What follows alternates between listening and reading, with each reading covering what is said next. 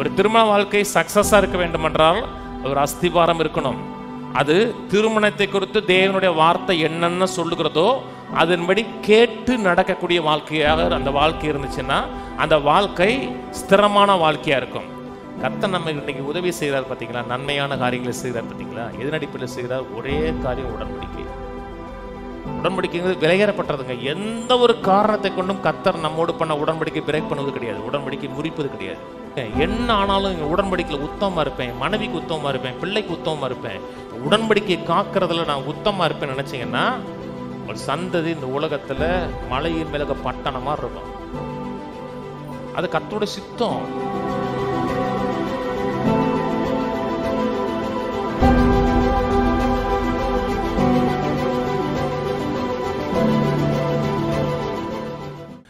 ஒரு சில வாரங்களாக குடும்பத்தை குறித்து பேசி வருகிறோம். குடும்ப வளம் பேசி வருகிறோம். நம்மை குறித்து தேவனுடைய திட்டம், நோக்கம் என்பது மனிதன் தனிமையாக இருப்பது நல்லதல்ல, ஏற்ற துணையை தருவேன்னு சொன்னார். ஏற்ற துணையை ஆதாமுக்கு ஏற்படுத்தினார். இன்றைக்கி அநேக மக்கள், குறிப்பாக இன்றைக்கு இருக்கிற வாலிப பிள்ளைகள், எனக்கு கல்யாணம் வேணாம் அப்படி நிறைய பிள்ளைகள் இருக்காங்க. சமீபத்தில் கூட 2-3 பேர் தான் அவங்களுடைய பேரண்ட்ஸ் என்கிட்ட பேசும் பொழுது, என் மக கல்யாணம் வேணாங்கிறா, ஏன் வேணாங்கிறான்னு சொல்லும் பொழுது, அவ கூட வேலை பார்க்குறவங்க, இந்த ஐடி ஃபீல்டில் வேலை பார்க்குறவங்க, நிறைய மக்களுடைய வாழ்க்கையில் மேரேஜ் பிரச்சனையாக இருக்குது, அதனால் கல்யாணமே பிரச்சனை தான், அதனால் கல்யாணம் பண்ண வேணாம்னு நினைக்கிறேன் அப்படின்னு அந்த பொண்ணு சொல்லியிருக்கிறார். அதாவது நீங்கள் ஏற்கனவே சொல்லியிருக்க விரும்புகிறேன், இந்த கல்யாண வீட்டுக்கு போகிறீங்க வச்சுங்களேன், கல்யாண வீட்டில் பிரியாணி நல்லா இருந்துச்சுன்னா எவனுமே பேச மாட்டாங்க. நல்ல பிரியாணி ஜம்முன்னு இருக்கும் வச்சுங்களேன், எவனுமே பேச மாட்டாங்க. ஏன்னா கல்யாண வீட்டில் வந்து நம்ம வீட்டில் மாதிரி ஆறாமரை சாப்பிட முடியாது. பின்னாடியே சேரை லைட்டாக ஆடி பார்ப்பாங்க. இந்தா நம்ம சொல்லுவாங்க, இந்த இப்போ எந்திரிச்சுடுவார் அப்படிம்பாங்க. நம்ம அப்போ தான் இதே இலையை போட்டு உட்காருவோம், பின்னாடி வந்து இந்த இப்போ எந்திரிச்சுடுவார், பின்னாடி வந்து நில்லு அப்படிம்பாங்க. அதனால் நம்ம இங்கே பேசிகிட்டு இருக்கிற நேரம் கிடையாது. நல்ல பிரியாணியாக இருந்துச்சுன்னா எவன்கிட்ட எந்த பேச்சும் பேசாமல் சாப்பிட்டுட்டே இருப்போம். ஆனால் அது பிரியாணி மாதிரி இருந்துச்சு வச்சுங்களேன், பேசாமல் வெளியே போயிருக்கலாம், இது ஒரு தண்டம் அப்படின்னு சொல்லிட்டு நம்ம பேச ஆரம்பிப்போம். நல்ல திருமண வாழ்க்கை வாழக்கூடிய ஆட்கள் இந்த உலகத்தில் பேசுகிறதே கிடையாது. அவன் பாட்டுக்கு திருமண வாழ்க்கையை என்ஜாய் பண்ணிட்டு போவான். இந்த சரியில்லாமல் இருக்கும் பார்த்தீங்களா, அவங்க தான் என் குடும்ப பிரச்சனை, கணவன் பிரச்சனை அப்படின்னு பேசிகிட்டு இருப்பாங்க. அதனால் யாரோ ஒருத்தங்க பேசுகிறாங்களே வச்சு முடிவெடுத்துடக்கூடாது. இப்போது போன வாரத்துக்கு வாரம் ஒரு திருச்சிக்கு ஒரு மேரேஜ் போயிருந்தேன். நானும் என் மனைவியெல்லாம் உட்கார போகும்போது என் மனைவிட்டு சொன்னேன், பிரியாணி நல்லால இருக்கேன்னு. சாப்பிடலை, ஆனால் பிரியாணி நல்லால இருக்கேன்னு. எது நடிப்பில் சொன்னோன்னா, ஏத்தாப்பில் ஒரு 3 பேரை பார்த்தேன், எல்லாருமே பிரியாணி மடித்து வச்சுட்டு போயிட்டாங்க. சிக்கன் 65 மடிக்க வச்சுட்டு போயிட்டாங்க. சரி நல்லால இருக்க அப்படின்னு. சரி வந்தாச்சு, முக்கியமான மேரேஜ் அது. உட்காந்து சாப்பிட்டா பிரியாணி சூப்பராக இருக்குது, 65 சூப்பராக இருக்குது. ஒருத்தர் மடித்து வச்சதை வச்சு நம்ம முடிவுக்கு வந்துடக்கூடாது. நான் பிரியாணியை பற்றி பேசுகிறாங்க, நான் மேரேஜை பற்றி பேசுகிறேன். எவனே ஒருத்தர் வாழ்க்கையில் மேரேஜ் சரியில்லைங்கிறதுனால மேரேஜே அப்படித்தான் அப்படின்னு சொல்ல முடியாது. மேரேஜ் வந்து தேவனால் ஏற்படுத்தப்பட்டிருக்கிறபடினாலே மேரேஜுங்கிறது அது ஆசீர்வாதமானது, நிறைவானது. எப்படி ஒரு மேரேஜ் ஸ்டார்ட் ஆகுதுன்னு சொன்னேன். இன்றைக்கி இருக்கிற கலாச்சாரத்தில், இன்றைக்கி மாடர்ன் கலாச்சாரத்தில் நிறைய பிள்ளைகள் அவங்களே பார்த்து சொல்கிறாங்க, எனக்கு அந்த வீட்டில் பாருங்கள், இந்த வீட்டில் பாருங்கள், அந்த பொண்ணு பிடிச்சிருக்கு, இந்த பொண்ணு பிடிச்சிருக்குங்கிறாங்க. சில இடத்துல நம்ம தாய் தகப்பன் மாதிரி அந்த இடத்துல ஒரு நல்ல பிள்ளை இருக்குடான்னு சொல்கிறோம். போன உடனே நம்ம பார்த்த உடனே அப்படியே பிடிச்சிருக்குன்னு சொல்கிற கிடையாது. நம்ம பிடிக்கக்கூடிய இதில் இருந்துச்சுன்னா அந்த பிள்ளை பிடிச்சிருக்கு அப்படின்னு சொல்கிறோம். இன்றைக்கி சில நேரத்தில் ஒரு ஆளை பார்க்குறோம், ஒரு பெண்ணையோ ஒரு ஆணையோ பார்க்கும் பொழுது, போன வாரம் சொன்னேன், அது முதல்ல நம்ம அட்ராக்ட் பண்ணப்படுகிறார்கள். அவரோட பேச்சு கவர்ந்து இருக்கலாம், அவருடைய கேரக்டர் கவர்ந்து இருக்கலாம், அல்லது அவரோட அழகு கவர்ந்து இருக்கலாம். அப்படி கவர்ந்து இழுக்கும் பொழுது அந்த கவர்ந்து இழுக்கிறதுலே உறவு ஸ்டார்ட் ஆகிறது கிடையாது. அவர்கள் கவர்ந்து இழுக்கும்போது அட்ராக்ட் பண்ணும் பொழுது அவர்களோட பழகணும்னு விரும்புகிறோம், அவர்களோட நேரம் செலவழிக்க விரும்புகிறோம், அவர்களோட ஒரு நல்ல ஃப்ரெண்ட்ஷிப் வச்சுக்கொள்ள விரும்புகிறோம். அந்த ஃப்ரெண்ட்ஷிப் அப்படியே போக போக என்ன ஆகுதுன்றா அது லவ்வாக ஸ்டார்ட் ஆகுது.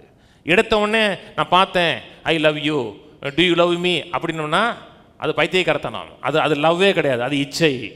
முதல்ல ஒருத்தரை பார்க்குறோம், அவரால் ஏதோ ஒரு காரியம் உங்களை அட்ராக்ட் பண்ணப்படுகிறது. அதுக்கப்புறம் அவரோட ஃப்ரெண்ட்ஷிப் வச்சுக்கிறோம், கம்பேனியன்ஷிப் வச்சுக்கிறோம், அதுக்கப்புறம் அவரோட இணைந்து செயல்படுகிறோம், சில காரியம் டிஸ்கஸ் பண்ணுகிறோம். அவருடைய கேரக்டர் சரியாக இருக்கும் பொழுது அதுக்கப்புறம் தான் அது லவ்வாக ஸ்டார்ட் ஆகுது. அது சொல்கிறது புரியுதுங்களா? வெறும் அட்ராக்ஷன்லேயே வாழ்க்கையை ஓட்டிட முடியாது. அவளை பார்த்தா எனக்கு ரொம்ப கவர்ச்சியாக இருந்துச்சு, அட்ராக்ஷன்லேயே வாழ்க்கையை ஓட்டிட முடியாது. அதே நேரத்தில் ஃப்ரெண்ட்ஷிப் வச்சு வாழ்க்கையை ஓட்ட முடியாது. வாழ்க்கையில் இருக்க பிரச்சனைகள், புயல்கள், எதிர்மறையான காரியங்கள் வரும் பொழுது நாங்கள் ரெண்டு ஃப்ரெண்டாக இருந்தோம், அதை வச்சுட்டே வாழ்க்கையின் பிரச்சனைகளை மேற்கொள்ள முடியாது. அது மட்டும் கிடையாது, நாங்கள் ஒருத்தர் உயிர்க்குறாக நேசிக்கிறோம், அதனால மட்டும் ஒரு திருமண வாழ்க்கை சக்ஸஸாக அமையுன்னு சொல்லவே முடியாது. எத்தனையோ ஆட்கள் உயிருக்குயிராக நேசித்தவர்கள், நீ இல்லாமல் நான் இல்லை, நான் இல்லாமல் நீ இல்லை, நீ இல்லாத வாழ்க்கை என்னால் நினச்சே பார்க்க முடியாதுன்னு டயலாக் பேசின ஆட்கள்லாம் இன்றைக்கி டைவர்ஸ் ஆகி 20 வருஷம் தனியாக பிரிஞ்சிருக்கோங்க. அப்போ அன்பினால் மட்டும் ஒரு குடும்பம் நிலைநிறுத்தப்படுவது கிடையாது. அன்பு முக்கியம், ஆனால் அன்பினால தான் குடும்பம் நிலைநிறுத்தப்படுகிறதான்னு கேட்டால் அன்பினால் கிடையாது, அறிவினால தான் நிலைநிறுத்தப்படுகிறது. இன்றைக்கி பேசுவேன், அறிவை கொஞ்சம் ஸ்டார்ட் பண்ணுவேன். அறிவினால தான் குடும்பம் நிலைநிறுத்தப்படுகிறது. எத்தனையோ அன்புள்ள ஆட்கள், ஒருவர் நேசித்த ஆட்கள் இன்றைக்கி டிவோர்ஸ் அப்ளை பண்ணியிருக்காங்க. சமயத்தில் கூட ஒரு நான் அறிவிப்பில் சொன்னேன், ஒரு மியூசிக் டைரக்டர் ஒரு பாடையை கல்யாணம் பண்ணியிருப்பான் இருக்கு, பட் டிவோர்ஸ் போயிட்டுருக்கு. டிவோர்ஸ் பண்ணி கோர்ட்டை விட்டு வெளியே போகும்போது தன்னுடைய டிவோர்ஸ் பண்ணக்கூடிய அந்த பெண்ணை ஒரே காரில் ஏற்றிட்டு போகிறான். பேரை கூப்பிட்டு வந்து காரில் ஏற்றிட்டு போகிறான். அப்போ அவள் கஷ்டப்படுறத அவளால் பார்க்க முடியல, நேசிக்கிறான். ஆனால் வெறும் நேசத்தினால் மட்டும் ஒரு திருமண வாழ்க்கை வெற்றிகரமாக அமையும்னு சொல்லவே முடியாது. அந்த அட்ராக்ஷனை தாண்டி, அந்த கவர்ச்சியை தாண்டி, நட்பை தாண்டி, அதுக்கப்புறம் லவ்வை தாண்டி ஒரு அஸ்திபாரம் அவசியமாக இருக்கிறது, ஒரு ஃபவுண்டேஷன் அவசியமாக இருக்கிறது. போன பார்த்தோம், என் வார்த்தைகளை கேட்டு நான் சொல்லியபடி செய்கிற மனிதன் ஆழமாய் தோண்டி அஸ்திபாரம் போட்ட மனிதனுக்கு ஒப்பாக இருக்கிறான். ஒரு திருமண வாழ்க்கை சக்ஸஸாக இருக்க வேண்டுமென்றால் ஒரு அஸ்திபாரம் இருக்கணும். அது திருமணத்தை குறித்து தேவனுடைய வார்த்தை என்னென்ன சொல்லுகிறதோ அதன்படி கேட்டு நடக்கக்கூடிய வாழ்க்கையாக அந்த வாழ்க்கை இருந்துச்சுன்னா அந்த வாழ்க்கை ஸ்திரமான வாழ்க்கையாக இருக்கும். கர்த்தருடைய வார்த்தை ஒவ்வொன்றும், கர்த்தர் நம்மோடு பேசுகிறார் இல்லையா, கர்த்தர் பேசுகிற ஒவ்வொரு வார்த்தையும் உடன்படிக்கையின் வார்த்தையாக இருக்கிறது. அதனால தான் போன வாரமும் அதுக்கு போன வாரத்துக்கு உடன்படிக்கை முடித்தேன். போன வாரம் ஃபுல்லாக உடன்படிக்கை குறித்து பேசினேன். இன்றைக்கி அநேக மக்களுக்கு இந்த உடன்படிக்கைங்கிற வார்த்தையே அந்நிய வார்த்தையாக இருக்குது. உடன்படிக்கைன்றாவே நிறைய மக்களுக்கு தெரியாது. சர்ச்சுக்குள்ளே இருக்கிறோம், சபைக்குள்ளே இருக்கிறோம்னா அப்பப்போ இதை உடன்படிக்கைன்னு பேசுகிறாங்க தெரியும். நிறைய மக்களுக்கு இந்த உடன்படிக்கைங்கிற வார்த்தையே ஒரு அந்நிய வார்த்தையாக இருக்கிறது. உடன்படிக்கையே தெரியலைன்னா திருமண உடன்படிக்கை உங்களுக்கு நிச்சயமாக தெரியாது. இந்த உடன்படிக்கையே தெரியலன்னா திருமணம்ங்கிறது ஒரு உடன்படிக்கைன்னு தெரியாது. நீ இது உடன்படிக்கைன்னு தெரியாமல் கல்யாணம் பண்ணி வாழ்கிறோம்னா வாழ்க்கையில் வைக்க பிரச்சனைகள், போராட்டங்களை உங்களால் மேற்கொள்ள முடியாது. ஏன்னா உடன்படிக்கை தான் உறுதியான அஸ்திபாரம் போல் இருக்கிறது. இது நித்திய உடன்படிக்கை. எனக்கும் உனக்கும் இடையே ஒரு இரத்த சம்பந்தமான ஒரு உடன்படிக்கை ஏற்பட்டிருக்கிறது என்று அறியவில்லை என்றால் திருமண வாழ்க்கையை சக்ஸஸாக வாழ முடியாது. இன்றைக்கி இருக்கிற நவீன காலத்தில் திருமணங்கிறது தேவையில்லாத நினைக்கிறாங்க.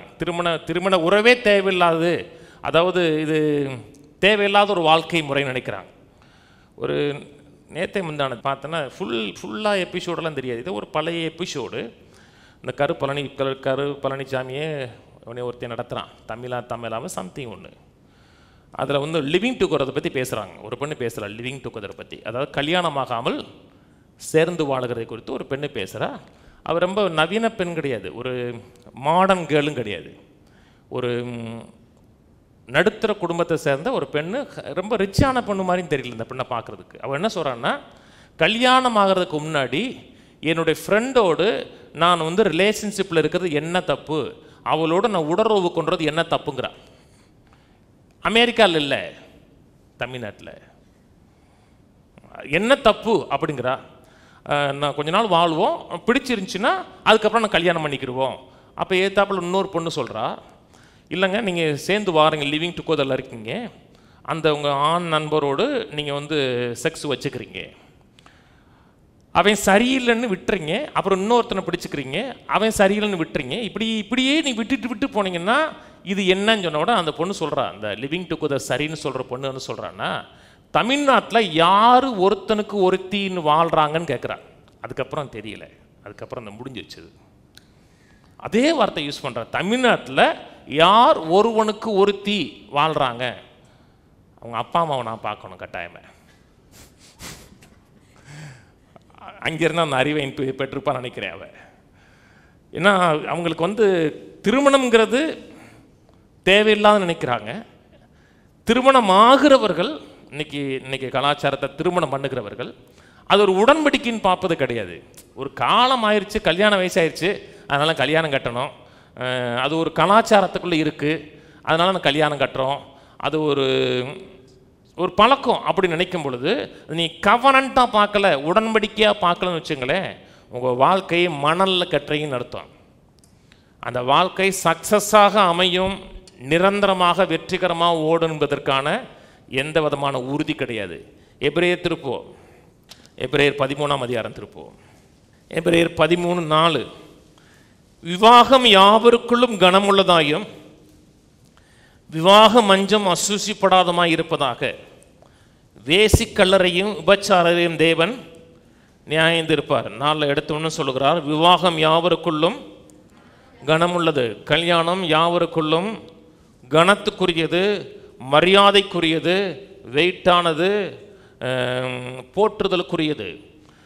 தேவனை குறித்து வேதம் சொல்லுகிறது, என்னை கனம் பண்ணுகிறவனை நான் கனம் பண்ணுவேன், என்னை அசட்டை பண்ணுகிறவனை நான் கனகீனப்படுத்துவேன்றார். தேவன் திருமணத்தை கனமுள்ளதாக பார்க்குறார், திருமண வாழ்க்கை கனமுள்ளதாக பார்க்குறார். தேவன் அதை கனமுள்ளதாக பார்க்கும் பொழுது யார் ஒருவன் அதை கனகீனமாக பார்க்குறான், அற்பமாக நினைக்கிறான் என்றால் அந்த மனிதன் தேவனால் அசட்டை பண்ணப்படுவான். இன்றைக்கி உலகம் முழுவதும் இருக்குது, நம்ம நாட்டில் இருக்குது. கல்யாணம் பண்ணு, ஏன்டா கல்யாணம் பண்ணுறா, பிடிச்சிருந்தா வாழ்றாட்டா, அத்து விட்டு வாடா அப்படின்னு சொல்லக்கூடிய ஆட்கள் இருக்காங்க. இது என்ன பெரிய விஷயம், கொஞ்ச நாள் இரு, பிடிச்சிருந்தா பாரு, இல்லாட்டா அத்து விட்டு வா, உனக்கு வேறு கல்யாணம் பண்ணி தரேன் அப்படின்னா அதை அவங்களுக்கு கனம் உள்ளதாக பார்க்கல. அவங்க மேரேஜுக்குள்ளே உள்ள என்ட்ரி ஆகும்போது என்ன பண்ணுறான்னா பின்னாடி ஒரு கால் வைக்கலாமன்னு தான் பார்க்குறான் என்றால் அப்படிப்பட்ட மனிதன் மேரேஜை கனமுள்ளதாக பார்க்கல. இது உடன்படிக்கையாகவும் பார்க்கல. உடன்படிக்கைங்கிறது கொஞ்ச நாள் வாழ்கிறது கிடையாது, அது உயிரின் மேலே செய்கிறது. உயிர் மேலே செய்கிறதுன்னா மரணம் நம்மை பிரிக்கிற வரை கணவன் மனைவியாக இருப்போம். அதான் தேவனுடைய நோக்கம், தேவனுடைய நித்திய முறைமை. ஊழியம் கூட கர்த்தர் நம்மை அழைக்கிறார், ஒரு ஊழியத்தை ஒரு இடத்துல வைக்கிறாருன்னா அப்படி இந்த இடத்துல பிடிக்கலை இன்னொரு இடத்துக்கு போயிடுவோம், அந்த இடத்துல பிடிக்கல அப்படி போயிடுவேன் கிடையாது. ராஜபாளையத்துக்கு வந்தப்போ முதல்ல 2 பேர் தான் இருந்தாங்க. 3 மாதம் வெறும் 2 பேர். அதில் இன்னும் சிஸ்டர் இருக்காங்க, அவங்க இந்த கை தூக்குற ஆள்மா தான் முதல்ல இருந்து இருக்கிற ஆள். 2 பேர் தான். அப்புறம் அப்படியே கொஞ்சம் கொஞ்சமாக ஆட்கள் வந்தாங்க. எத்தனை முறை விட்டு விடலான்னு எனக்கு என்ன வந்துச்சு, ஏன்னா எனக்கு முன்னாடி இந்த ஊழியத்தை 2 பேர் விட்டுட்டு போயிட்டாங்க, இங்கே செய்ய முடியாதுன்னு விட்டு போயிட்டாங்க. ஆனால் நான் விடலை. கர்த்தர் நம்மை அழைச்சிருக்கிறார், கர்த்தர் இந்த ஊருக்கு கொண்டு வந்திருக்கிறார் என்றால் அது உடன்படிக்கை போல் நினச்சேன். கர்த்தர் நம்மை கனப்படுத்துவார், உயர்த்துவார்னு நினச்சேன்.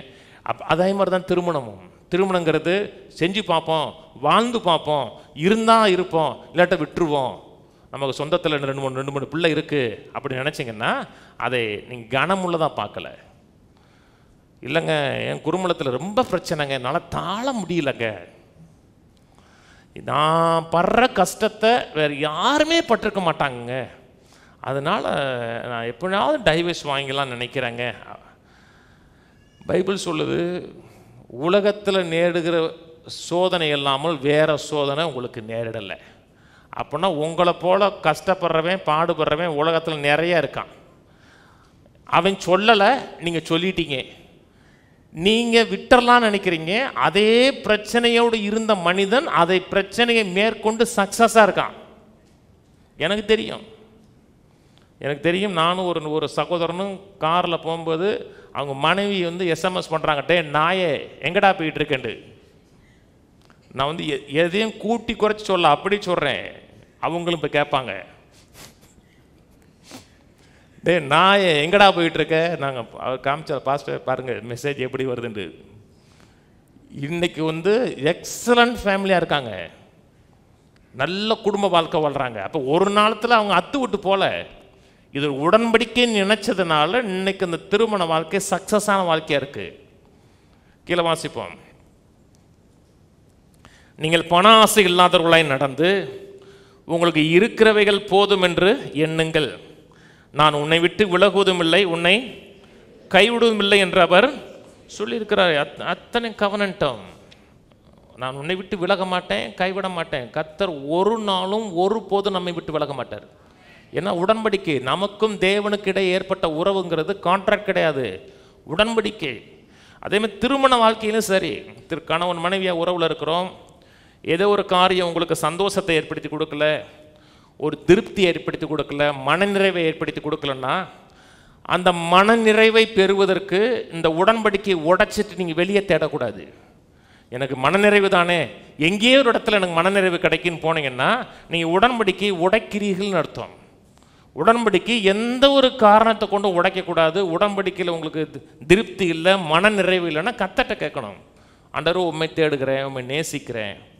என்னை திருப்தி இல்லாமல் வாழ பண்ணுகிற தேவன் அல்ல, என்னை திருப்தியாக நடத்த பண்ணுகிற தேவன். இந்த திருமணத்திலையும் எல்லா விதத்திலையும் என்னை திருப்தியாக நடத்துங்க ஆண்டவரேன்னு சொன்னீங்கன்னா அந்த திருப்தியை உங்களோட வாழ்க்கையிலும் மனைவியோட வாழ்க்கையிலையும் கர்த்தர் கட்டாயம் ஏற்படுத்தி கொடுப்பார். நீங்கள் தேட வேண்டிய சோர்ஸ் முதல்ல எங்கே இருக்குன்னா கர்த்தர்ட்ட தான் தேடணும். அன்றைக்கி தாவீது கொஞ்சம் சோம்பேறி ஆகிட்டார், கொஞ்சம் நிறைய வெற்றி, பகல் முழுக்கம் தூங்கிட்டு சாயங்காலம் மொட்டை மாடியில் போய் உட்காந்து நிற்கிறாரு. ஊரில் இருக்க ஆம்பளைங்கள்லாம் யுத்தத்துக்கு போயிட்டான்னு சொல்லி நம்ம வெளியே குளிக்கிறாங்க. அந்த அம்மா மேலே இச்சை கொண்டு அவள் ஒரு தப்பான உறவில் போகிறான் தாவீது. அது யாருக்கும் தெரிய வைக்கக்கூடாது என்பதற்காக பத்சேபாளுடைய கணவன் உரியாவை யுத்தத்தில் பிளான் பண்ணி கொன்னுறான். கொன்னதுக்கப்புறம் தீர்க்கதரிசி வந்து சொல்கிறாரு, நீ என்கிட்ட கேட்டிருந்தீங்கன்னா நான் உனக்கு கொடுத்துருப்பேனேங்கிறார். கர்த்தர் சொல்கிறாரு, நீ என்கிட்ட கேட்டு உனக்கு இப்போ மனைவி போதாதுன்னா என்கிட்ட கேட்டிருக்கலாமே, நீ ஏன் இன்னொருத்தனுடைய உடன்படிக்கையை உடைக்கிறேன்னு கேட்டார். நீ உனக்கு எக்ஸ்ட்ரா மனைவி வேணும்னா என்கிட்ட கேட்டிருக்கலாமே. என் மகன் அதை வச்சு கேட்டேன், அப்பா அப்பா அப்போ இன்றைக்கி அது பொருந்துமான்னா, அவன் என்ன கல்யாணம் முடியல சொல்ல கவனிங்க என்ன. அப்போது வேதங்கிறது கலாச்சாரத்துக்கு உட்பட்டதான்னா, அப்படி பார்க்கக்கூடாது, எதையுமே ஒரிஜினலுக்கு போகணும். ஆதியில் கர்த்தர் படைக்கும் பொழுது ஒரு ஆண் ஒரு பெண்ணு தான் படைச்சார். அன்னைக்கு ராஜாக்கள் காலம் அவன் நினச்சான்னா தூக்கிட்டு வருவான். அதனால் கர்த்தர் உனக்கு இதில் விருப்பம் இல்லைன்னா ஏன்ட்ட கேளு, நான் உனக்கு ஏற்படுத்தி கொடுக்குறேன். நீ ஏன் இன்னொரு மனிதனோடு இருக்க உடன்படிக்கை உடைக்கிறேன்னு. கர்த்தர் உடன்படிக்கை புனிதமாக பார்க்குறாரு. நீங்கள் திருமண வாழ்க்கையில் சில நிறைவு இல்லை, திருப்தி இல்லைன்னா தேவன்கிட்ட போகணும். இருக்கிறதுல கண்டென்ட் பண்ணிட்டாருங்க, மன ரம்மியமாக இருங்க. கர்த்தர் மேலும் உங்களுக்கு சந்தோஷத்தை நிறைவை ஏற்படுத்தி கொடுப்பார். கீழே வாசிப்போம். எபிரேயர் 13:20 வாசிங்க. நித்திய உடன்படிக்கையின் இரத்தத்தினாலே ஆடுகளுடைய பெரிய மேய்ப்பரான நம்முடைய கர்த்தராகிய இயேசுவை மரித்தோர்ந்து ஏறி வர பண்ணின சமாதானத்தின் தேவன் இயேசு கிறிஸ்துவை கொண்டு தமக்கு முன்பாக பிரியமானதை உங்களில் நடப்பித்து நீங்கள் தம்முடைய சித்தத்தின்படியே செய்ய உங்களை சகலவித நற்கிரியிலும் சீர்பொருந்தோர் ஆக்குவாராக, அவருக்கே என்றென்றைக்கு மகிமை உண்டாவதாக. ஆமேன். 20ஆம் வசனத்தை நித்திய உடன்படிக்கைன்னு பேசுகிறாரு. 21 இயேசு கிறிஸ்துவை கொண்டு அவருக்குன்பாக பிரியமானதை உங்களில் நடப்பித்து நீங்கள் அவருடைய சித்தத்தின்படி செய்ய உங்களை சகலவித நற்கிரிகளையும் சீர்பொருந்துவாராக இருக்கு. நம்மளோட வாழ்க்கையில் ஒவ்வொரு பகுதியிலையும் கர்த்தருடைய சித்தம், கர்த்தருடைய நோக்கம் நிறைவேறணும்.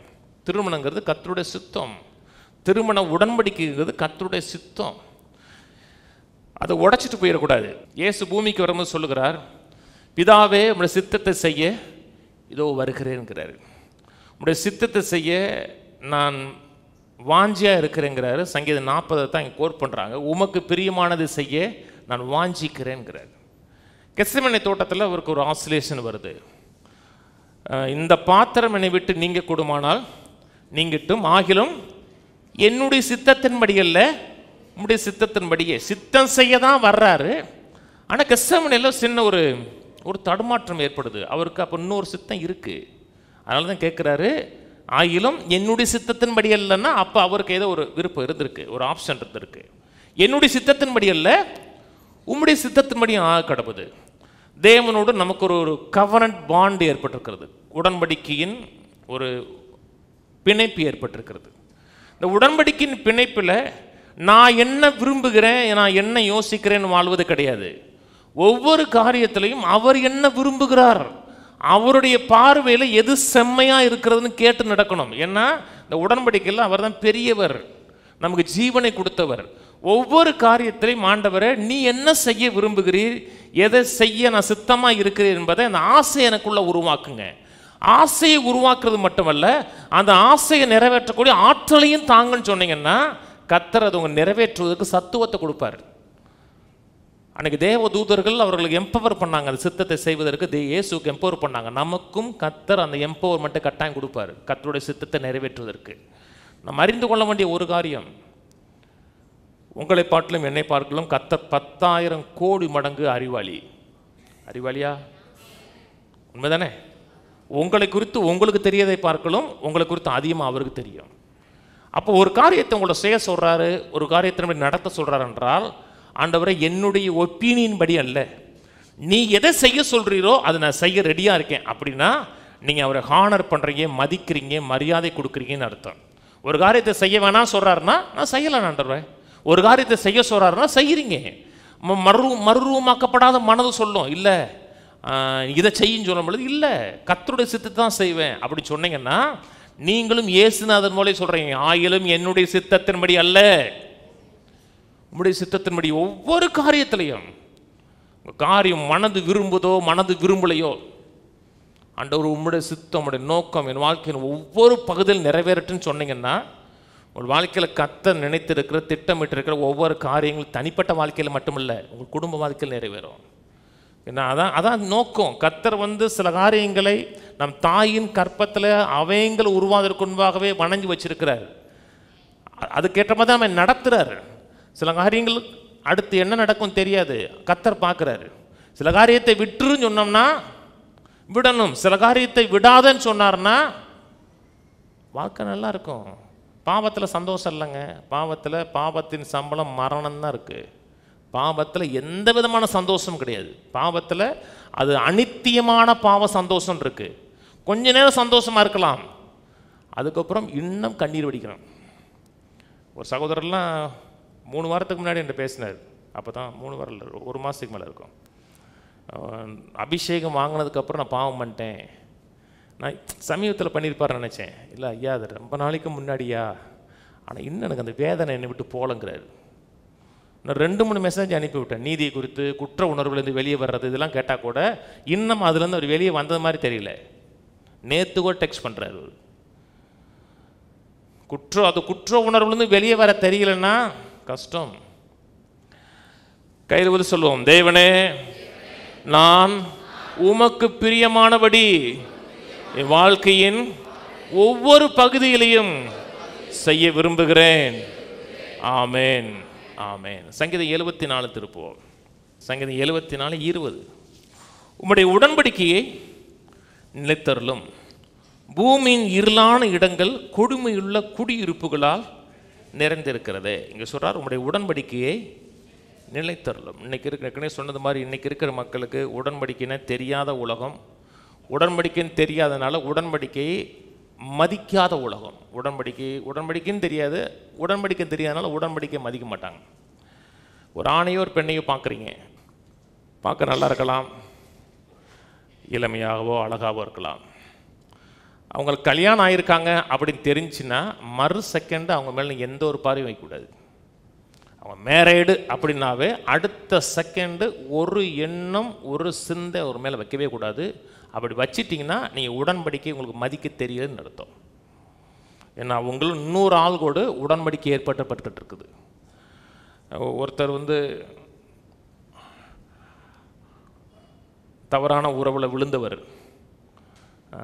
நான் அவர்கிட்ட கேட்கும்போது ஏன் அப்படி பண்ணீங்க அப்படி கேட்கும்போது, இன்றைக்கி வெளியே வந்துட்டார். நீங்கள் ஏன் அப்படி பண்ணீங்க கேட்கும்போது அவர் சொன்னது, அவன் வீட்டுக்கார் அவளை சரியாக கவனிக்கிறது கிடையாது, அதனால் உனக்கு என்ன என்னன்னு.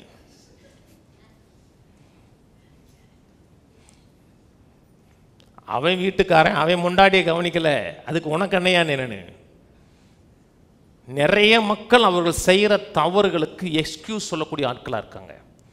அப்படி சொன்னீங்கன்னா நீங்கள் உடன்படிக்கையை மதிக்க தெரியல, உடன்படிக்கையை கனமுள்ளதாக பார்க்கலன்னு அர்த்தம். கர்த்தர் நம்ம இன்னைக்கு உதவி செய்கிறார் பார்த்தீங்களா, நன்மையான காரியங்களை செய்கிறார் பார்த்தீங்களா, எதன் அடிப்படையில் செய்கிறார்? ஒரே காரியம், உடன்படிக்கை. நீங்கள் வாழ்க்கையில் செய்கிற அத்தனை நன்மையான காரியங்களும் கர்த்தர் நமக்கு செய்கிறது உடன்படிக்கையின் அடிப்படை தான் செய்கிறார். உடன்படிக்கைங்கிறது விலையேறப்பட்டதுங்க. எந்த ஒரு காரணத்தை கொண்டும் கர்த்தர் நம்மோடு பண்ண உடன்படிக்கை பிரேக் பண்ணுவது கிடையாது, உடன்படிக்கை முறிப்பது கிடையாது. முறிக்க மாட்டோம்னா அது நித்திய ரத்தத்தினாலே சீல் பண்ணப்பட்ட உடன்படிக்கை. உடன்படிக்கையில் இன்னொரு முக்கியமான காரியம், நான் இன்னைக்கு ஸ்பிரிச்சுவலாக காரியம் சில காரியம் பேசுவேன். உடன்படிக்கையில் முக்கியமான காரியங்கள் வாக்குத்தத்தங்கள் பகிரப்படுகிறது, வாவ்ஸ் கொடுக்கப்படுகிறது, வாக்குறுதிகள் கொடுக்கப்படுகிறது. இன்னைக்கு உடன்படிக்கைங்கிற வார்த்தை சொல்வது கிடையாது, பாண்டுங்கிற வார்த்தை யூஸ் பண்ணுறாங்க, அப்புறம் பிளட்ஜுங்கிற வார்த்தை யூஸ் பண்ணுறாங்க, வாவுங்கிற வார்த்தை யூஸ் பண்ணுறாங்க. வாவுன்னா ஒப்பந்தம், வாக்குறுதி, இந்த வார்த்தையில் யூஸ் பண்ணுறாங்க. ஆனால் எல்லாத்துலையும் என்ன இருக்குன்னா, நான் இதை செய்வேன் என்று வாக்குறுதி கொடுக்கப்படுகிறது. கலாத்தியர் திருப்போம், கலாத்தியர் 3:13. மரத்தில் தூக்கப்பட்ட எவனும் சபிக்கப்பட்டவன் எழுதியிருக்கிறபடி கிறிஸ்து நமக்காக சாபமாகி நியாயப்பிரமாணத்தின் சாபத்திற்கு நம்மை நீங்களாக்கி மீட்டு கொண்டார். நியாயப்பிரமாணத்தின் சாபமாகிய தரித்திரம், வறுமை, வியாதி, நித்தியமாக தேவனை விட்டு பிரிக்கப்படுவது, இதிலிருந்து கர்த்தர் நம்மை மீட்டு கொண்டிருக்கிறார். அவர் சாபமானார், நம்மை நீதிமானாய் மீட்டு கொண்டிருக்கிறார். 14ஆம் வசனம். ஆபிரகாமுக்கு உண்டான ஆசீர்வாதம் கிறிஸ்து இயேசுவினால் புரஜாதிகளுக்கு வரும்படியாகும். ஆபிரகாமுக்கு உண்டான ஆசீர்வாதம். நீங்கள் ஆபிரகாம் பற்றி எப்பப்பெல்லாம் வேதம் பேசுகிறதோ ஆபிரகாமோடு தேவன் பண்ண உடன்படிக்கையை பற்றி தான் பேசுகிறது. ஆபிரகாமுக்கு உண்டான ஆசீர்வாதம் சொல்லும் பொழுதெல்லாம் ஆபிரகாமோடு தேவன் பண்ண உடன்படிக்கையின் ஆசீர்வாதங்கள் புரஜாதிகளுக்கு வரும்படியான் இருக்கு. ஒரு காலத்தில் ஆபிரகாமோடு பண்ண இந்த உடன்படிக்கையின் ஆசீர்வாதங்கள் வாக்குத்தத்தங்கள் புரஜாதி மக்களுக்கு கிடையாது. ஏன்னா தேவன் பண்ண உடன்படிக்கை ஆபிரகாமோடும் ஆபிரகாமுடைய சந்ததியோடும் உடன்படிக்கை பண்ணிதான் சொல்லப்பட்டிருக்கிறது. நான் சொல்றது புரியுதுங்களா? புதிய ஏற்பாட்டை சொல்லும் பொழுது வாக்குத்தத்தத்துக்கு அந்நியரும் இஸ்ரவேலின் காணியாட்சிக்கு புறம்பானவர்களும் நம்பிக்கை இல்லாதவர்களும் நம்மை குறித்து அப்படிதான் பேசுகிறது. வாக்குத்தத்தத்துக்கு புறம்பாக இருக்கிறவர்கள், இஸ்ரவேலுடைய சுதந்திரத்திற்கு அந்நியர்கள், எந்த விதம் ஹோப் இல்லாத ஆட்கள். அப்படிப்பட்ட ஆட்களை இன்றைக்கு கர்த்தர் இயேசு கிறிஸ்து மேல இருந்த விசுவாசத்தின் அடிப்படையில் நம்மையும் ஆபிரகாமுடைய சந்ததியா மாத்திருக்கிறார். சந்ததியா மாத்திருக்கிறான்னா அந்த வாக்குத்தத்தத்துக்கு நம்ம சுதந்திரமா மாத்திருக்கிறார். நீங்க ஆபிரகாமுன்னு பார்க்கும்போதெல்லாம் எங்க பார்க்கணும்னா கவனன்ட்டை பற்றி தான் பார்க்கணும். ஆபிரகாமோடு கர்த்தர் உடன்படிக்கை பண்ணுறாரு, கூப்பிட்றாரு, கூப்பிடும்போதே அது உடன்படிக்கை தானே, இதெல்லாம் செய்வேன்னு சொல்கிறதே உடன்படிக்கை தான். அந்த லேண்டை காமிக்கிறார். ஒன் சந்ததி வானத்து நட்சத்திரங்களை போல இருக்கும், கடற்கரை மணலை போல இருக்குங்கிறார். அப்புறம் நீ சுற்றி தெரிகிற அந்த கானான் தேசத்தை உனக்கு சுதந்திரமாக கொடுப்பேன்னு சொல்லும் பொழுது ஆபிரகாம் கேட்குறார், எதுனால் அறிவேன், என்ன சூரிட்டி, என்ன நிச்சயம் கேட்குறார். அப்போ கர்த்தர் உடன்படிக்கை செய்ய சொல்கிறாரு. ஆபிரகாம் மிருகங்களை கொண்டு வந்து ரெண்டாக வெட்டுறாரு. ரெண்டு பார்ட்டுன்னா என்னுடைய பார்ட்டு ஒன்று, உன்னுடைய பார்ட்டு ஒன்று. ரத்தம் அப்படியே ஒன்றா கலக்கும். உடன்படிக்கையில் ரொம்ப முக்கியம், ரத்தம் சிந்தப்படணும், ரத்தம் மிங்கிலாகப்படணும். அப்போ ரெண்டு பேரும் பொதுவாக நடந்து போகணும். நடந்து போகணும்னா உன்னுடைய இடத்துல நான் நிற்பேன், என்னுடைய இடத்துல நீ நிற்பேன். நடந்து போகும்போது அவங்க ஸ்டெப்பில் கொஞ்சம் நேரத்தில் நம்ம இருப்போம். அதான் உடன்படிக்கை. உன்னுடைய இடம் என்னுடைய இடம், என்னுடைய இடம் உன்னுடைய இடம். ஆனால் ஆபிரகாமோடு தேவன் உடன்படிக்கை பண்ணினான்னு சொல்லும் பொழுது ஆபிரகாமோடு தான் டைரெக்டாக பண்ணுறான்னு கேட்டால் ஆபிரகாம் டைரெக்டாக பண்ணலை. நான் ஆபிரகாமுக்கு அப்பொழுது அயர்ந்த நித்திரை உண்டாகி ஆபிரகாம் தூங்கிறாரு. ஆபிரகாம் தூங்கினதுக்கப்புறம் அக்கினி ஜுவாலையும் புகையிற சூளையும் துண்டங்களின் நடுவே கடந்து சென்றதுன்னு இருக்கு. ஆபிரகாம் கடந்து செல்லலை. ஆபிரகாமுக்கு பதிலாக கிறிஸ்துவும் பிதாவாகி தெய்வம் உடன்படிக்கை பண்ணுறாங்க. இன்னைக்கு இயேசு கிறிஸ்து மேல அந்த விசுவாசத்தின் அடிப்படையில் அந்த ஆபிரகாமுடைய சந்ததிக்குள்ள நீங்களும் நானும் இருக்கிறோம். அந்த சந்ததி கிறிஸ்து. இயேசு கிறிஸ்து மேல விசுவாசம் வச்சிருந்தனால ஆபிரகாமோடு தேவன் என்னென்ன வாக்குத்தத்தம் பண்ணினாரோ அது ஆபிரகாமுக்கு மட்டுமல்ல, அந்த சந்ததிக்குரியது. சந்ததி யார்? சந்ததி நீங்க இல்ல, சந்ததி கிறிஸ்து. நீங்கள் கிறிஸ்துவுடையவர்களானால் ஆபிரகாமுடைய சந்ததியாகவும் வாக்கு தத்தங்களுக்கு சுதந்திரம் இருப்பாங்க. நல்லா கவனிங்க, இது நம்ம மேலோட்டமாக பார்க்குறோம்.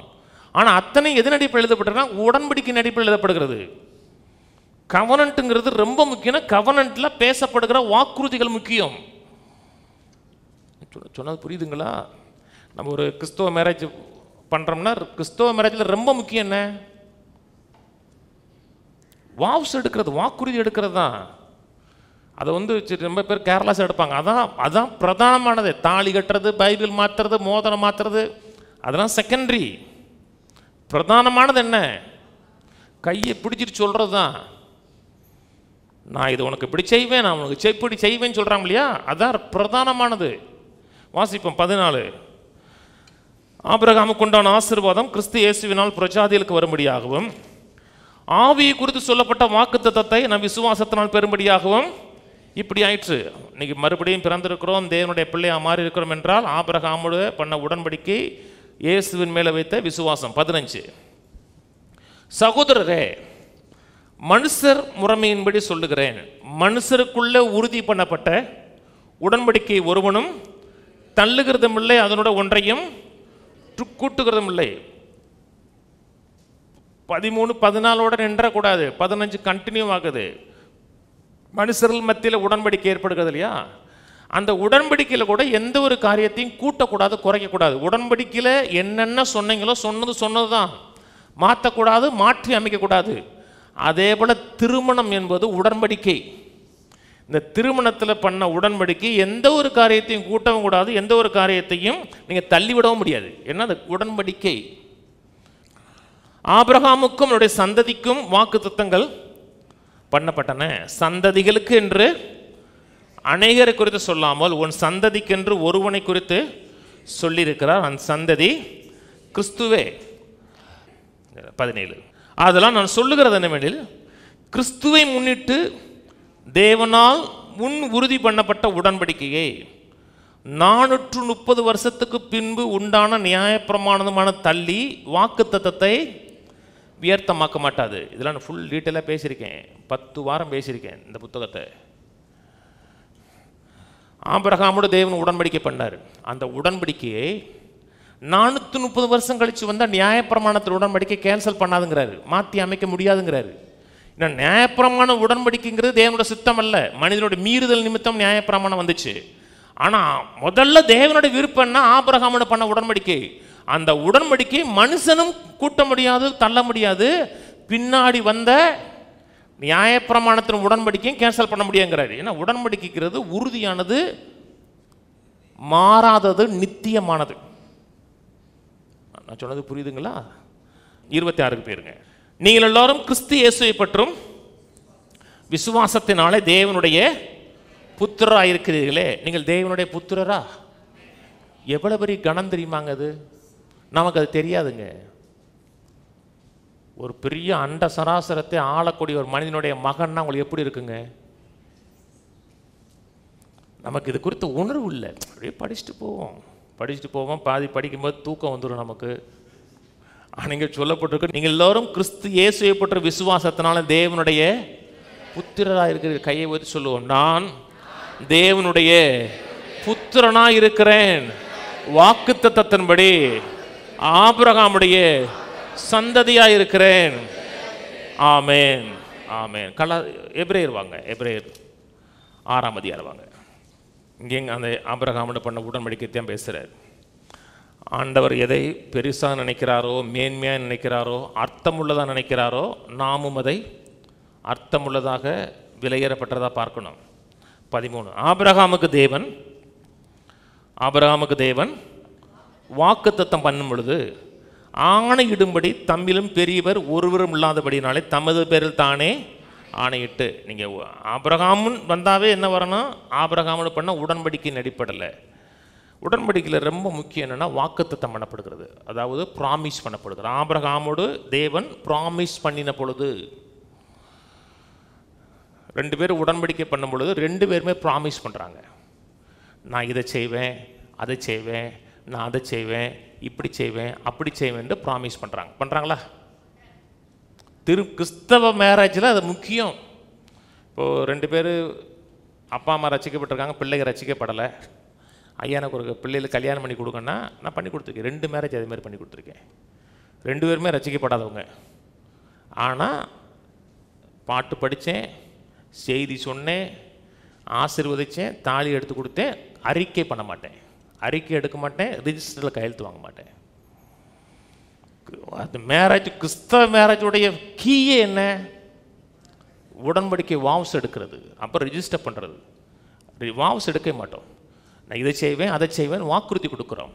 அந்த வாக்குறுதி எதன் அடிப்படையில் நினைக்கிறது என்றால் வாக்குறுதி கொடுத்த மனுஷனுடைய உத்தமத்தை சார்ந்து இருக்கிறது.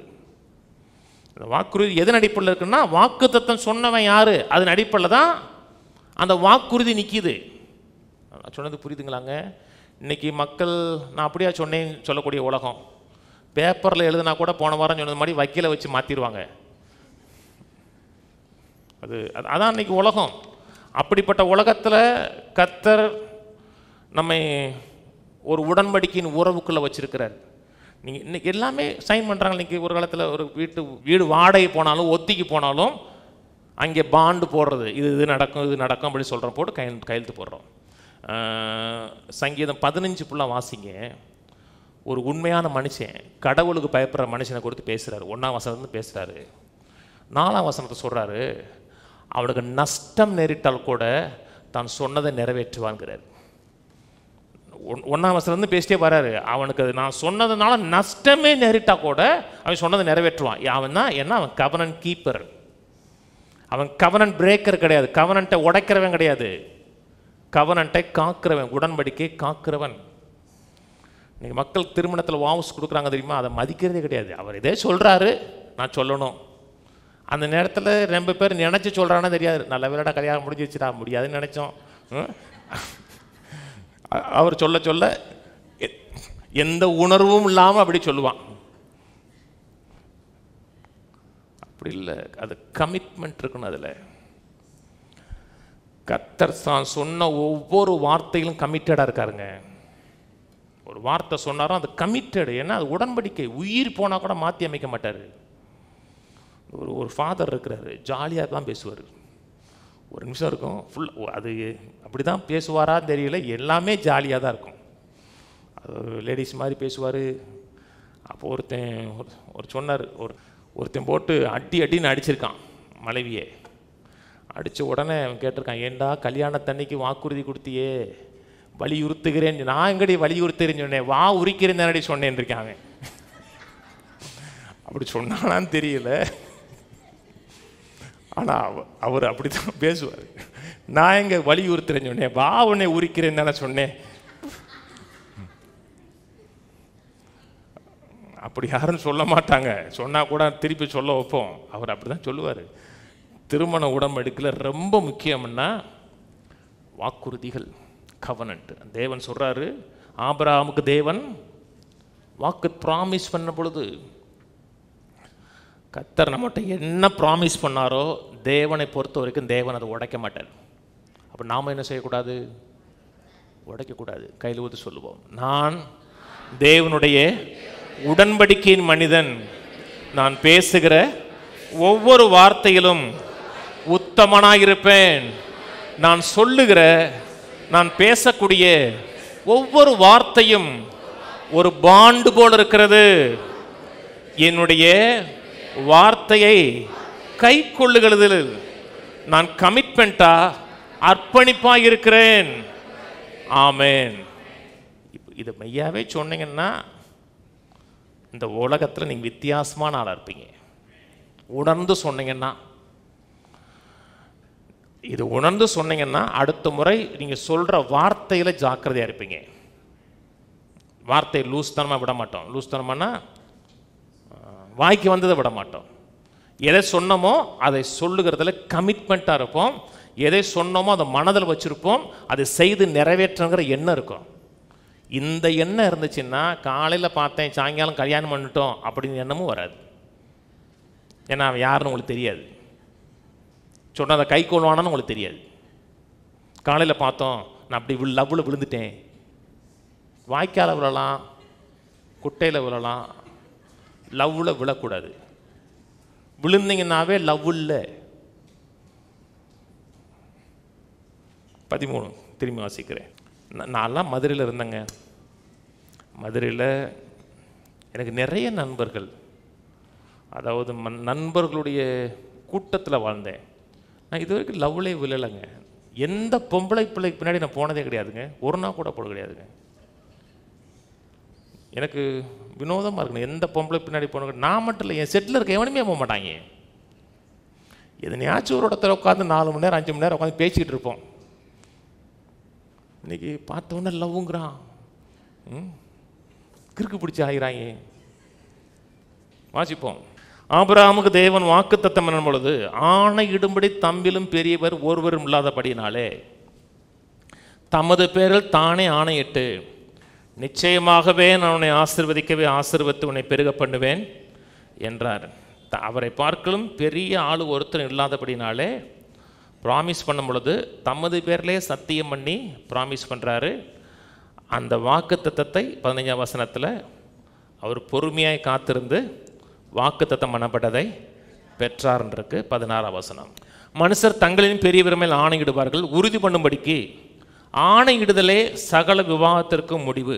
அந்தபடி தேவனும் வாக்குத்தத்தம் பண்ணப்பட்டதை சுதந்திரித்துக் கொள்ளுறவர்களுக்கு தமது ஆலோசனையின் மாறாத நிச்சயத்தை பரிபூர்ணமாக காமிக்கும்படி சித்தமுள்ளவராய் ஒரு ஆணையினாலே அதை ஸ்திரப்படுத்தினார்.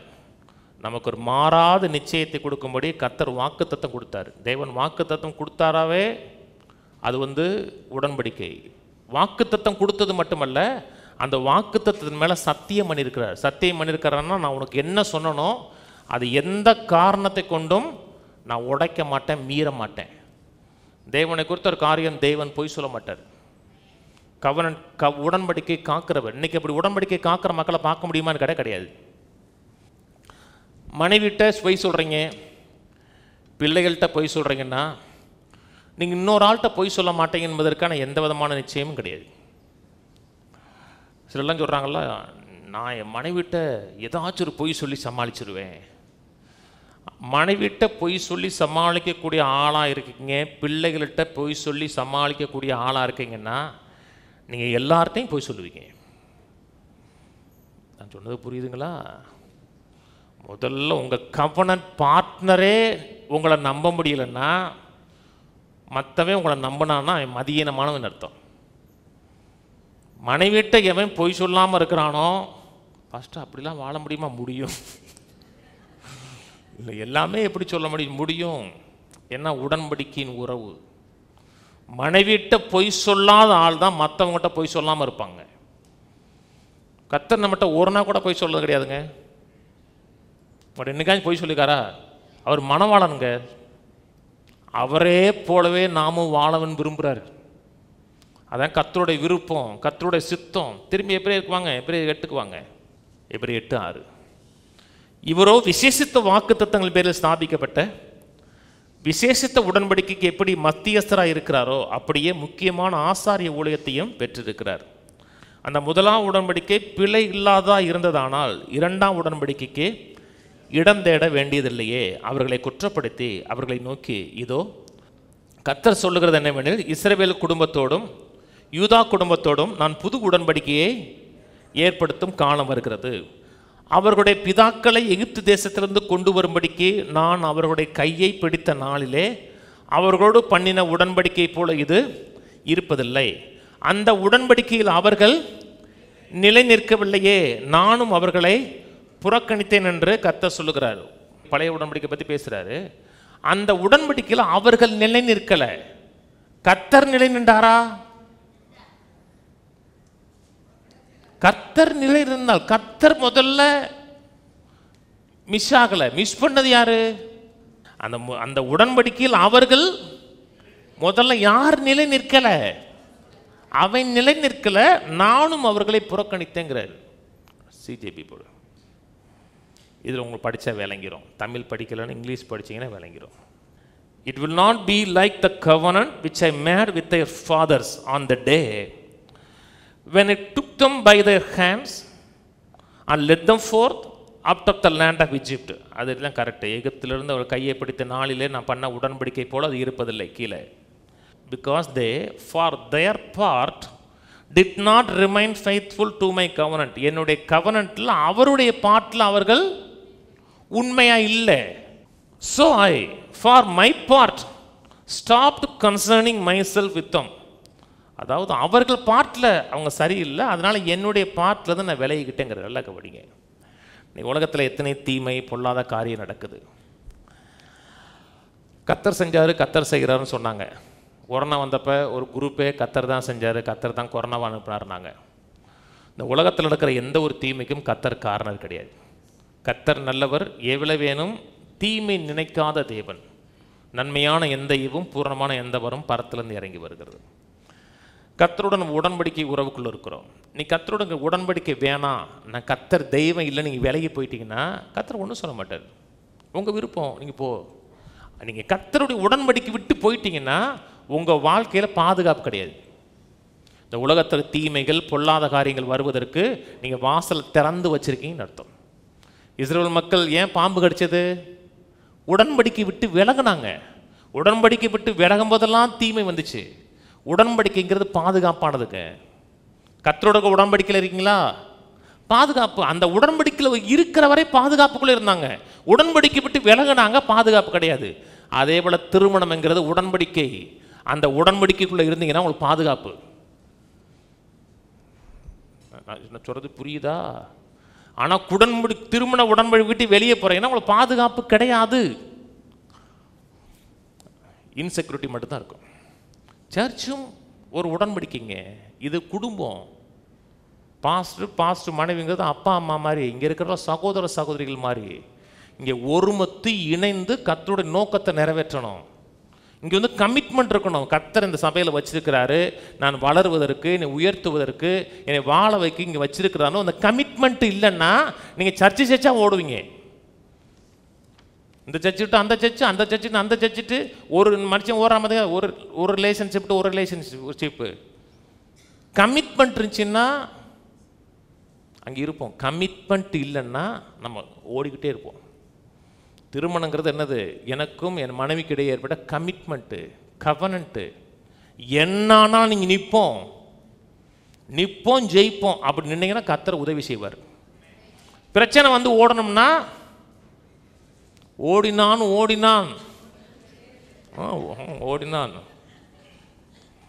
1 பேதுரு திருப்புவோம். 1 பேதுரு 5:8.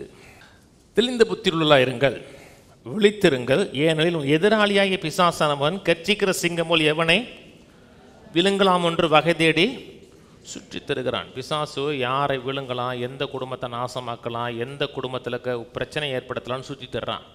எப்படி செய்கிறான்னா, 9ஆம் வசனம், விசுவாசத்தில் உறுதியாக இருந்து அவனுக்கு எதிர்த்திருளுங்கள், உலகத்தில் உள்ள உங்கள் சகோதரிடத்தில் அப்படிப்பட்ட பாடுகள் நிறைவேறி வருகிறது என்று அறிந்திருக்கிறீர்களே. பிசாசு எப்படி உள்ளே வர்றான்னா, அவன் டெம்டேஷன் மூலமாக தான் வர்றான், சோதனையின் மூலமாக தான் வர்றான்.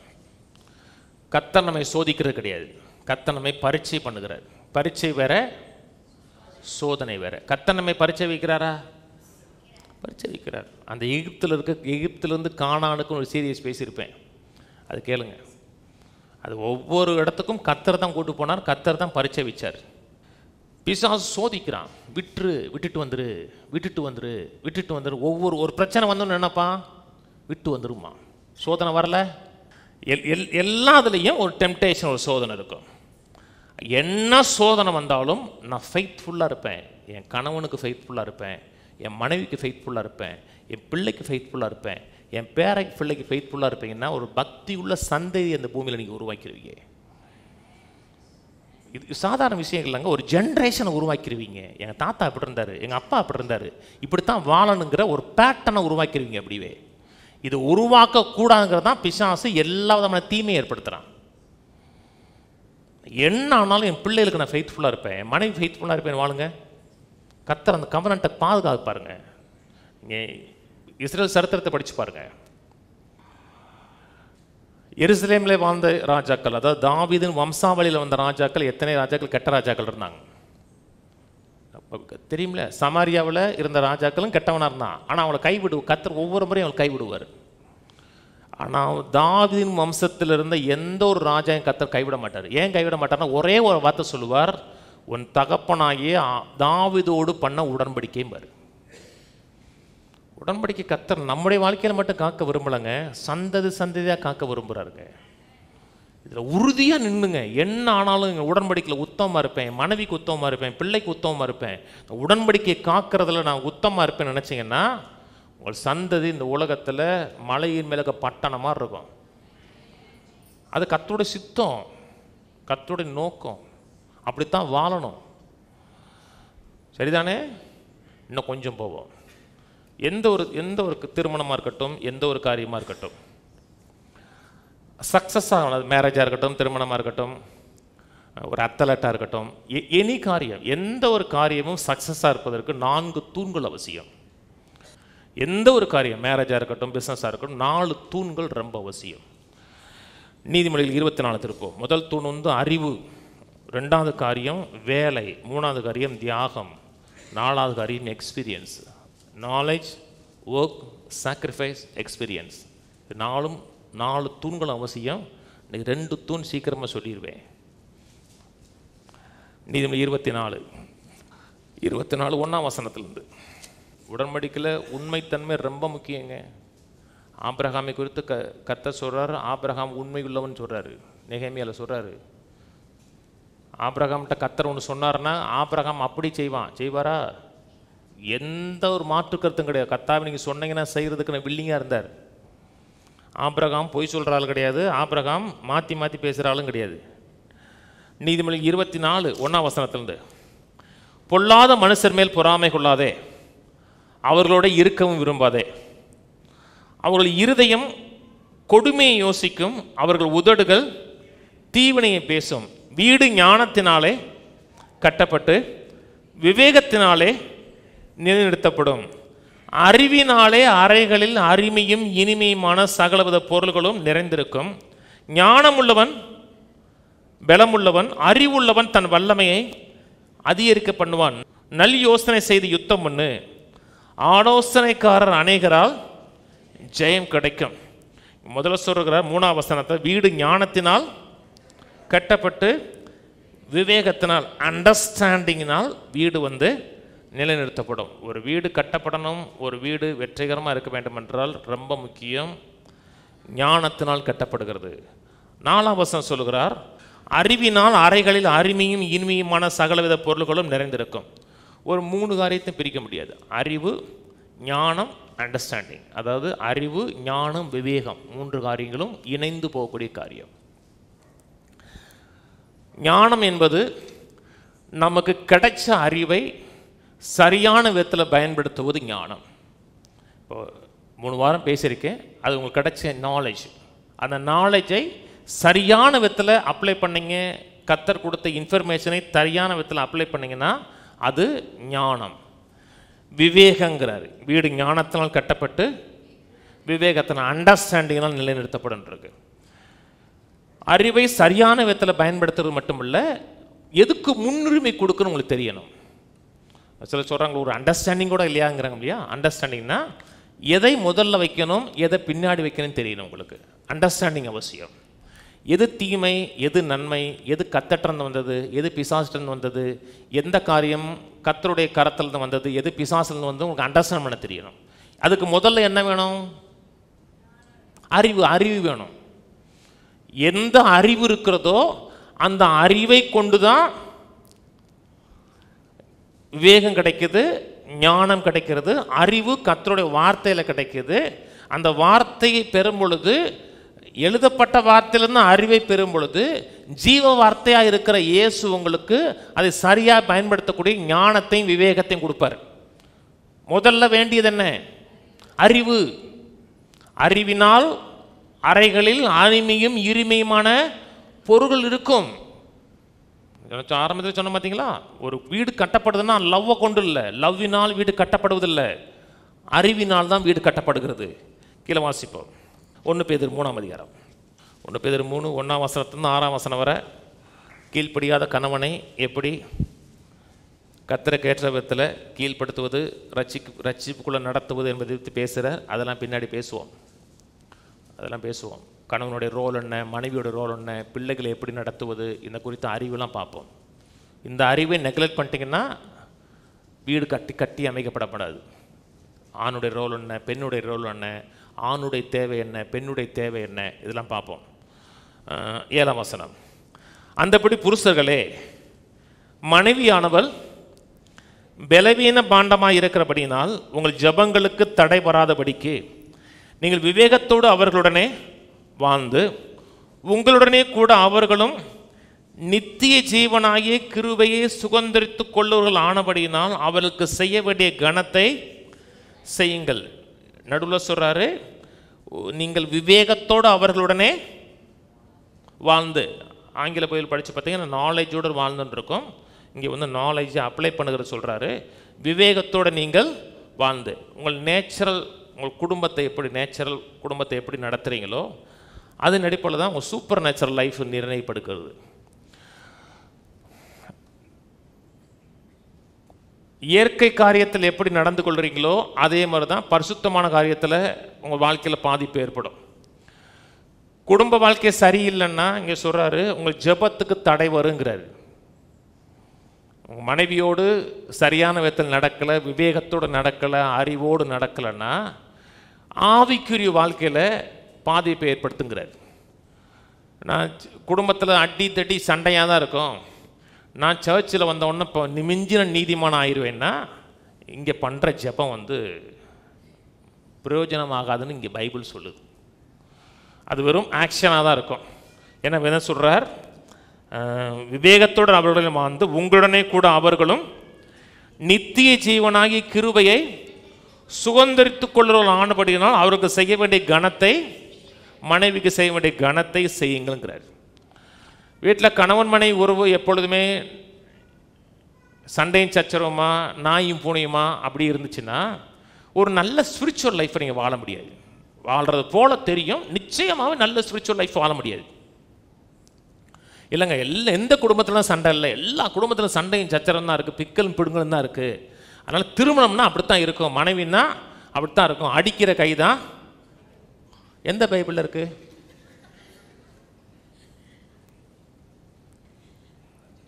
எந்த பைபிளில் இருக்குது? அடிக்கிற கை தான் அணைக்கின்று எந்த பைபிளில் இருக்குது?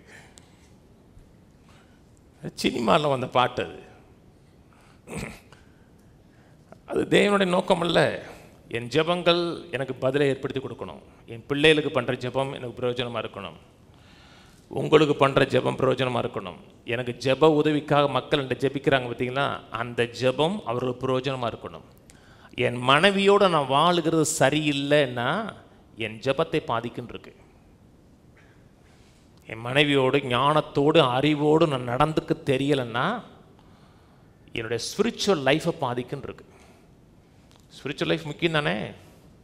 ஆவிக்குரிய லைஃப்பையும் குடும்ப வாழ்க்கையும் கத்தர் பிரித்து வைக்கலை, சேர்த்து வச்சிருக்கிறார். செக்குலரையும் சேக்கரட்டையும் கத்தர் வந்து இணைச்சி வச்சுட்டார். அதனால் குடும்பத்தை நல்லா நடத்துனீங்கன்னா ஸ்பிரிச்சுவல் லைஃப் நல்லா இருக்கும், ஜெபத்துக்கு பதில் வரும். முதல் காரியம் சொல்கிறாரு, அறிவின் அடிப்படையில் வாழணுங்கிறாரு. அப்புறம் ரெண்டாவது காரியம், மனைவிக்கு கொடுக்க வேண்டிய கனத்தை கொடுக்குங்கிறார். இன்றைக்கி மனைவிக்கு மரியாதை கொடுக்கணும், மனைவிக்கு கனம் கொடுக்கணுங்கிற அந்த கல்ச்சர் நம்ம மத்தியில் கிடையாது. ரெண்டு ஆண்கள் பேசிகிட்டு இருக்காங்கன்னா மனைவி வந்தாங்கன்னா, ஆம்பளை பேசுகிற இடத்துல பொம்பளைக்கு நடி வேலை உள்ள போ. இவங்க வந்து என்ன சொல்கிறது, பில் கிளின்டனும் ஜார்ஜ் புஷும் பேசிகிட்டு இருக்காங்க,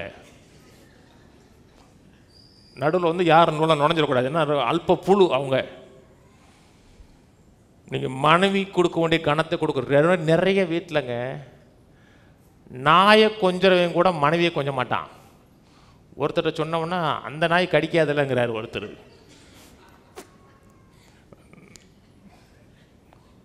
அவர் எந்த அர்த்தத்தில் சொன்னாருன்னு தெரியல. நாயை போட்டு மடியில் போட்டு கொஞ்சிறவன் மனைவியை கொஞ்சம் மாட்டாங்க. தன் வேலை பார்க்கறது செக்ரட்டரி இருக்காங்க பார்த்தீங்களா, அவங்ககிட்ட வலிஞ்சு பேசுகிறவன் மனைவிட்ட சிரித்து பேச மாட்டான்.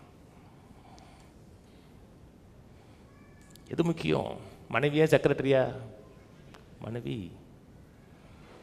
மனைவிக்கு கொடுக்க வேண்டிய கனத்தையும் மரியாதையும் கொடுக்கலன்னா ஸ்பிரிச்சுவல் லைஃப் பாதிக்கப்படும்.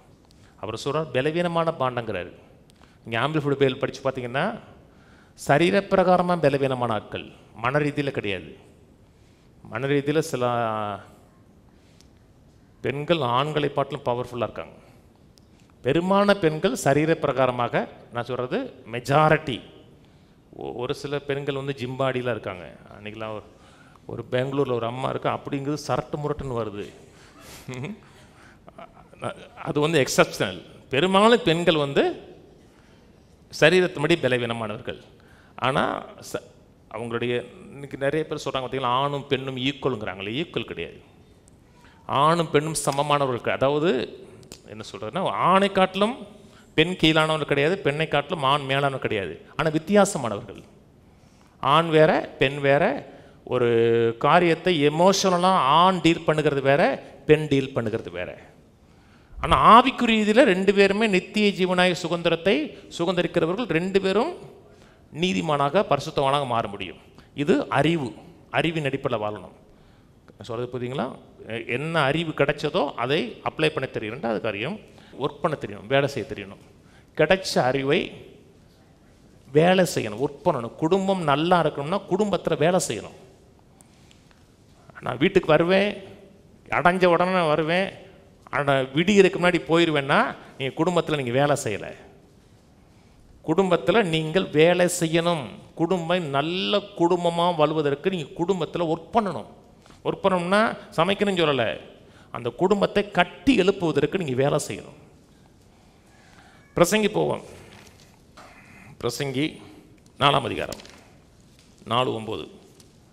ஒண்டியாக இருப்பதிலும் இருவர் கூடியிருப்பது நலம், அவளுடைய பிரயாசத்தினால் அவர்களுக்கு நல்ல பலன் உண்டு. அவர்கள் செய்கிற வேலையில், அவருடைய ஒர்க்கில் நல்ல அந்த பிரயாசத்துக்கு பலன் உண்டு.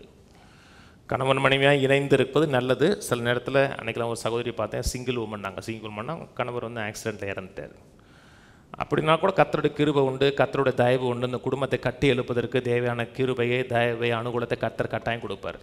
ஆனால் கணவன் மனைவி இணைந்து அந்த குடும்பத்தில் வேலை செய்கிறார்கள் என்றால் அவருடைய பிரயாசத்திற்கு நல்ல பலன் இருக்குன்றிருக்கு.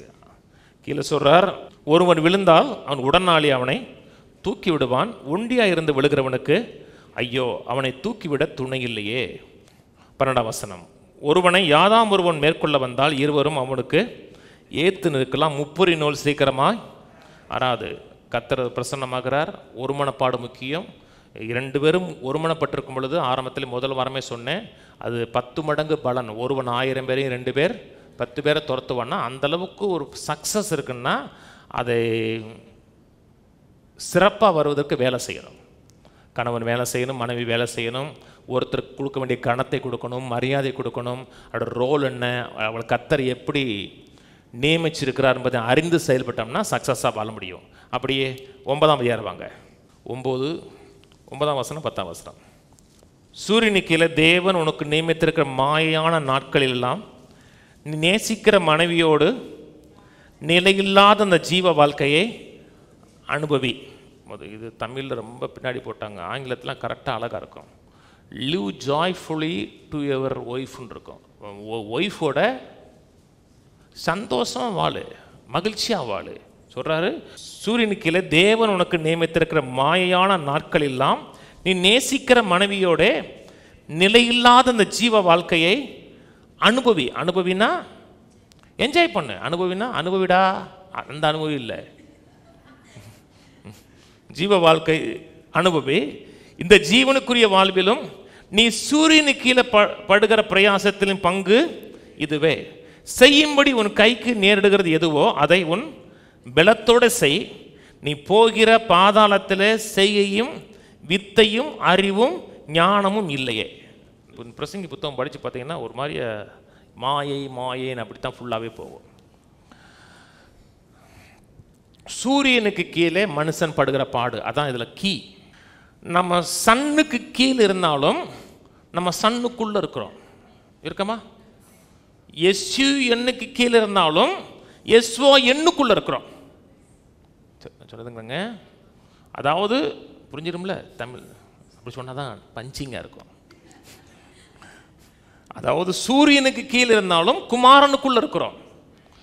இது உலகத்தில் இருக்க மனிதன் வெறும் சூரியனுக்கு கீழே இருக்கிறான், அதனால் அவன் படுகிற பிரயாசத்திற்கு பலன் கிடையாது, மாயைன்னு பொழுது. ஆனால் அவன் சூரியனுக்கு கீழே இருந்தாலும் குமாரனுக்குள்ள ரியல் சன்னுக்குள்ள எஸ்ஓ எண்ணுக்குள்ள இருக்கிறதுனால நம்ம படுகிற ஒவ்வொரு பிரயாசத்திற்கும் பலன் இருக்குது, ரிசல்ட் இருக்குது. குடும்பத்தில் நீங்கள் படுகிற பிரயாசம், பிள்ளைகளுக்கு நீங்கள் படுகிற பிரயாசம், உங்கள் கணவனுக்காக நீங்கள் படுகிற பிரயாசம், குடும்பத்தை நல்ல விதத்தில் கட்டி எழுப்பணுமே நீங்கள் படுகிற ஒவ்வொரு பிரயாசத்திற்கும் பலன் உண்டு. பலன் இல்லாமல் போவதில்லை, கட்டாயம் பலன் இருக்கு. சரிதானே சிஸ்டர்? ரொம்ப பிரயாசப்பட்டிருக்காங்கன்னு நினைக்கிறேன். பலன் இருக்கு. சாலமன் சொல்றாரு, நீ நேசிக்கிற மனைவியோட நிலையில்லாத ஜீவ வாழ்க்கையை அனுபவி. அவருக்கு 700 மனைவி. அத்தாடி,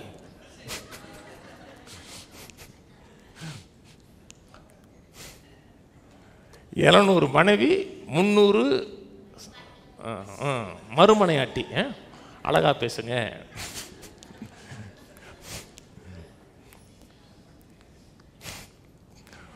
முந்நூறு 700 மனைவி, 300 மறுமனையாட்டி.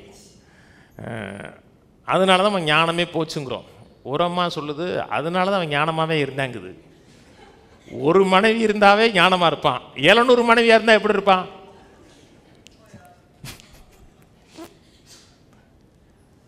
அவன் பண்ண நிறைய மனைவி அந்நிய ஸ்திரீ. இங்கே சொல்கிறாரு, நீ செய்யும்படி உன் கைக்கு நேரிடுகிறது எதுவோ அதை உன் பலத்தோட செய். உன் மனைவியோடு என்ஜாய் பண்ணு. ஒரு காரியம் சொல்கிறேங்க, அவன் நரகம் போகிற மனுஷனாக இருந்தால் கூட, பெண்களை ஏற்றி சொல்கிறேன் நினைக்கிறேன், இதுதான் ஃபேக்டு. அவன் நரகத்துக்கு போகிற மனுஷனாக இருந்தால் கூட பரலோகத்தின் நன்மையை ருசி பார்ப்பதற்காக அவன் வாழ்க்கையில் கர்த்தர் பெண்ணை கொடுக்குறாரு. ஒரு பெண் என்பவள் பரலோகத்தின் நன்மையை ஒரு ஆண் ருசி பார்ப்பதற்கு கொடுத்த ஒரு கிஃப்ட், தெரியுமா?